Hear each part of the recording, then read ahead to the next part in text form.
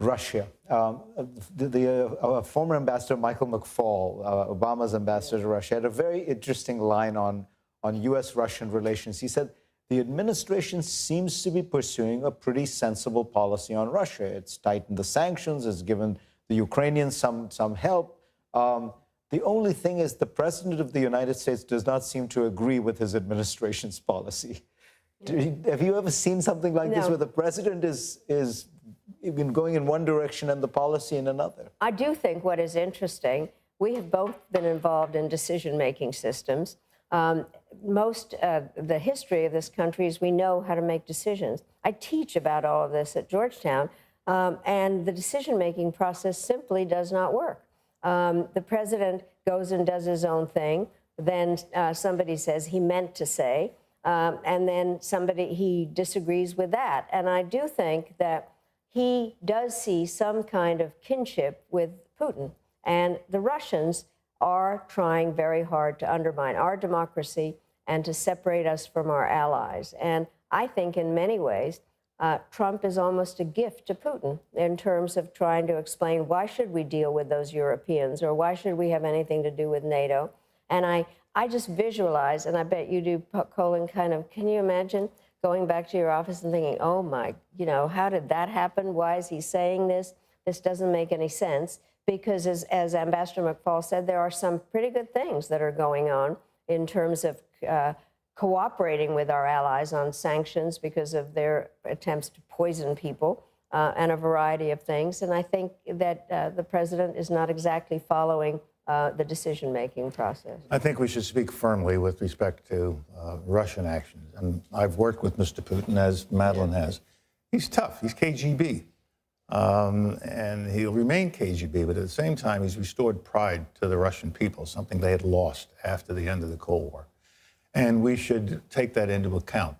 We should also, I think, not try to make him an enemy. But the Pentagon is busy thinking about that, thinking about China as an enemy. We're thinking too much about adversarial relations as opposed to diplomatic relations. Now, I'm not being a flower child this afternoon, but I've seen what diplomatic relations can do. When you reach out to somebody, let them know what you have to have, and let them know what you think they're doing wrong. Now let's talk about it and see if we can solve problems. And I think I have been fairly good at that in solving problems without going to a conflict. We have to go to a conflict. I know how to do that too. But let's not do that. Let's find ways to talk and engage, recognizing that not everybody is like the United States.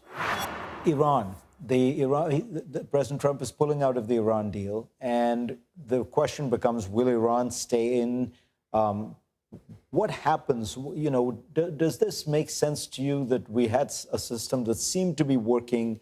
The president says the Iranians were still being too adventurous, and so he pulled out. Where do we go from here? The 2015 agreement had nothing to do with their terrorism. I deplore it, and I think they're terrible. Or some of the other terrible things they do. I remember vividly that there were 18,000 centrifuges spinning, producing fissile material that could be made into bombs. And the agreement that the president got into, what Obama got into, was let's get this stopped, then we can worry about these other things. And that has happened, even though those who oppose the agreement swear that, no, it hasn't stopped. They're ready to break out any time. Well, if they're going to break out any time, the best time would have been before the agreement. And so I think the agreement makes sense. They're not violating it. No independent agency says they're violating the agreement. 18,000 centrifuges are no longer spinning. It's down to 6,000 for medical or laboratory purposes. Fissile materials being shipped out of the country, and they want some of their money back. And people say, well, they'll use it for terrorism. They'll use it for a lot of things. They'll use it to buy airplanes to move their people around, and they'll use it for our economy as well. That doesn't mean we don't attack them and all the other bad behaviors that they have. But this agreement, I thought, was very good. But you won't find anybody in the Republican Party who voted for it or even said anything nice about it except me and Brent Scowcroft. That gets back to, in a sense, where we started, Madeleine. It does feel like the Iran deal, so many of these things fall prey to a kind of partisanship that has gotten so heightened where, just because Obama signed it, it must be undone. And it's difficult to find.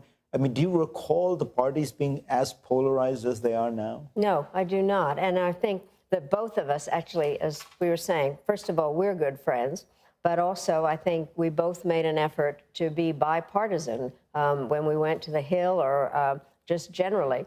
And I'm very troubled. And the hard part, Fareed, is that it's very hard to explain to people what is going on in the United States because we have been dependable.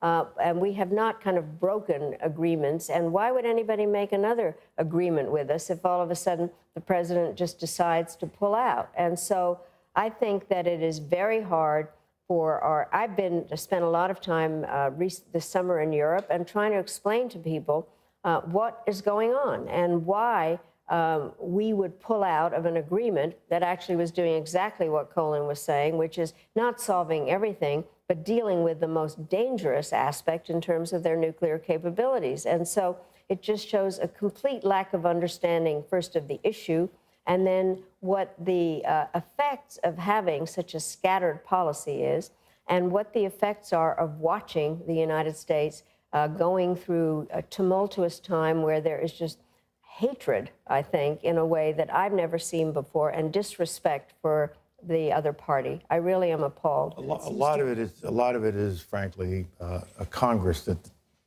does not function like the Congresses that you and I have worked with in the past. In those days, you had, I called them the cardinals of the Congress, who can make something happen. But now they are so tied up in partisan activity. And frankly, your profession, I'm sorry to say, has a lot to do with this. Cable television on the right, cable television on the left, and social media make it extremely hard for them to do the jobs they were sent here to do. And so they get caught up in that. And then the money that's in politics and the gerrymandering and all the other things. This is not the same legislative system that I worked with for almost 40 years in my public life. Before we go, I have to ask you, just as a woman, what did you think of the events of the last week at the Supreme Court, and particularly Dr. Ford's testimony? Well, I think I can't even think of an adjective that fits this, because it was so very hard, the whole situation, and her incredible dignity in dealing with something that is very hard. And I think blaming the victim. But I also think that what is so important is for us to work together, men and women, on having the America that we believe in, where people are treated with respect and where people are willing to speak out and then are not put down in terms of making up things. And so I really am troubled. And so, you know, it took me a long time to find my voice. And I'm not going to be quiet now. So I'm glad you asked that, because I think that we all need to speak out on behalf of what we believe and to respect each other. I think that is where we need to find out. And I spoke about the fact that there are divisions in society. That was how we started this. There are. But great leadership, and you asked Colin, and he is one of the great leaders, is what you try to do is find common ground and not exacerbate the differences by pitting one group of people against another. And that is what's going on now. And that's not the America that I know. You know, both Madeleine and I were in charge of immigrations and State Department and visas and the rest of that. And what I often tell people when they ask me, well, how about all this immigration thing and how are we doing? And I say, let me tell you what, tomorrow morning at every consular office that we have, at every embassy, people will be lined up. When they get to the window, they all say the same thing: I want to go to America. We were such a magnet for so many years. We have shown the rest of the world what you can do with immigration. We have been an example to the rest of the world, and that example is being badly damaged now. We somehow have got to get back on track. I have to say, it is such an honor to have both of you on, and such a pleasure to see you all engage with such civility. A conservative Republican, a liberal Democrat. God bless America. Thank you. God bless you for what you're doing for reading. Thank you. Thank you very much.